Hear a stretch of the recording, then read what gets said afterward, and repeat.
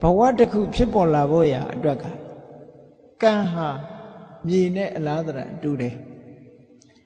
ကံဆိုတဲ့မြေလွှာပေါ်မှာ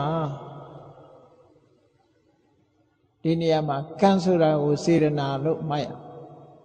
ကံဆိုတဲ့မြေလွှာပေါ်မှာကံနဲ့ရှင်တွဲလာတဲ့ဝိညာဉ်လို့ဆိုတဲ့မျိုးစိတ်တွေအဲ့တော့စေရနာဆိုတာသူတူတည်းဖြစ်လို့ရတာမဟုတ်ဘူးစေရနာဆိုတာစိတ်ပေါ်မှာမှီပြီးတော့ဖြစ်တာစိတ်နဲ့ရှင်တွဲပြီးတော့မှဖြစ်တာအဲ့တော့ကမ္မံခိတ္တံစေရနာဆိုတဲ့ကံလေးဟာမြေလွှာနဲ့အလားတရတူတယ်အဲ့ဒါနဲ့ရှင်တွဲပြီးတော့လာတဲ့ဝိညာဉ်လေးကမျိုးစိတ်နဲ့တူတယ်တဏှာဆိုတာလေးကရေနဲ့အလားတရတူတယ်တဲ့ဟောသုံးခုပေါင်းလိုက်တဲ့သဘောပဲဘဝဆိုတဲ့အပင်ကလေးဟာပေါက်လာမျိုးစိတ်မရှိရင်လည်းအပင်မပေါက်ဘူးမြေမရှိရင်လည်းအပင်မပေါက်ဘူးရေမရှိရင်လည်းအပင်မပေါက်ဘူးဒါကြောင့်မို့အပင်ပေါက်ဖို့ရာအတွက်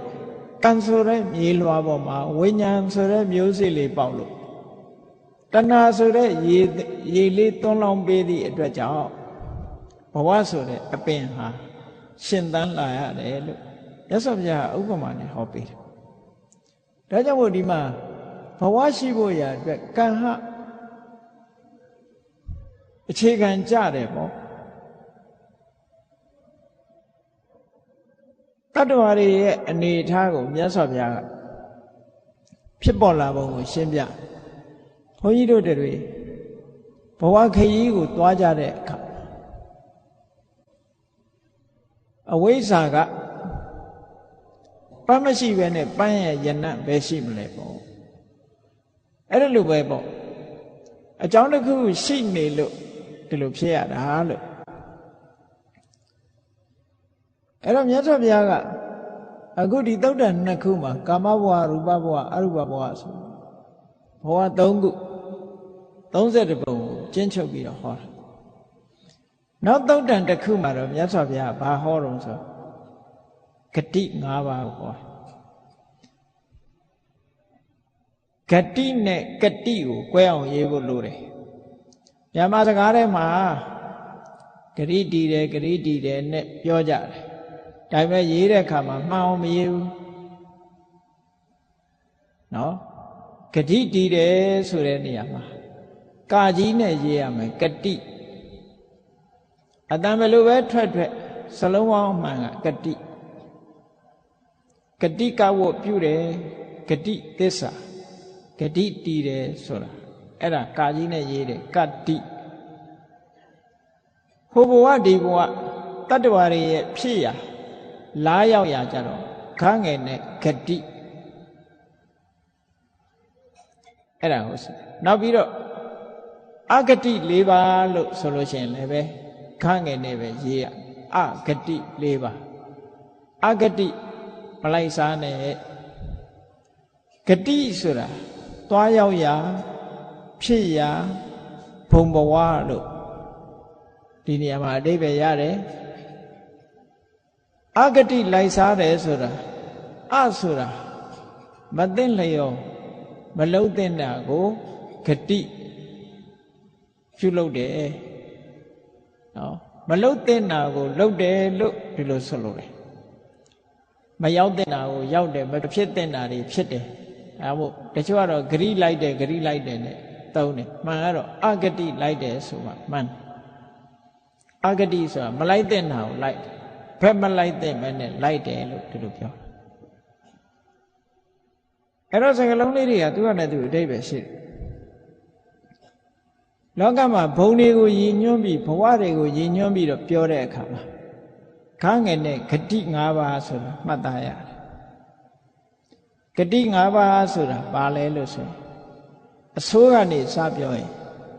နိရယဂတိနံပါတ်1ကနိရယဂတိနိရယဂတိဆိုတာသွားရောက်ရမယ်ငရဲဘုံနိရယဂတိနောက်တစ်ခုကတိရိစ္ဆာနယောနိ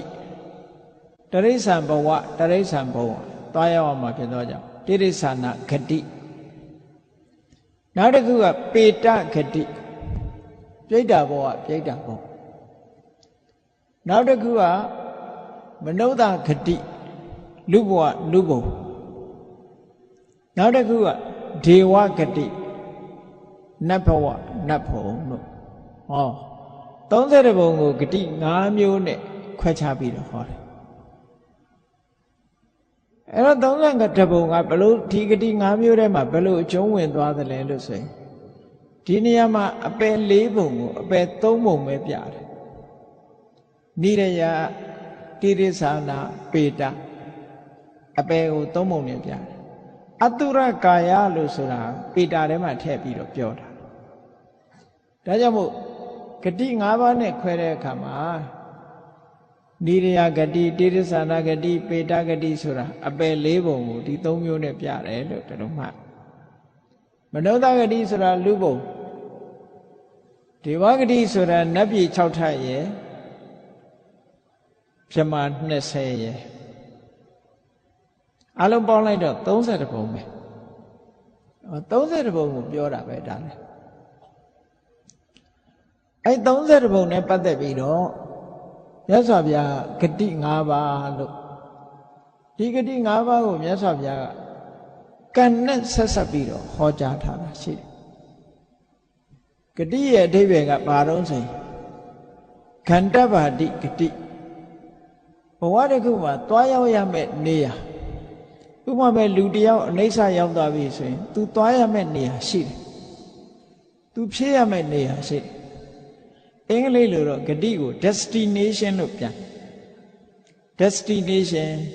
ကံအားလျော်စွာရောက်သွားမယ့်နေရာလို့ဒီလိုပြောတာအဲ့ဒီဂတိဟာ5မျိုးရှိတယ်လို့မြတ်စွာဘုရားကမဟာတိဟနာဒသုတ်တံဂတိပရိစ္ဆေဒဂတိကိုပိုင်းခြားပြီးတော့သိတော်မူတဲ့မြတ်စွာဘုရားဉာဏ်နဲ့ဟောတာ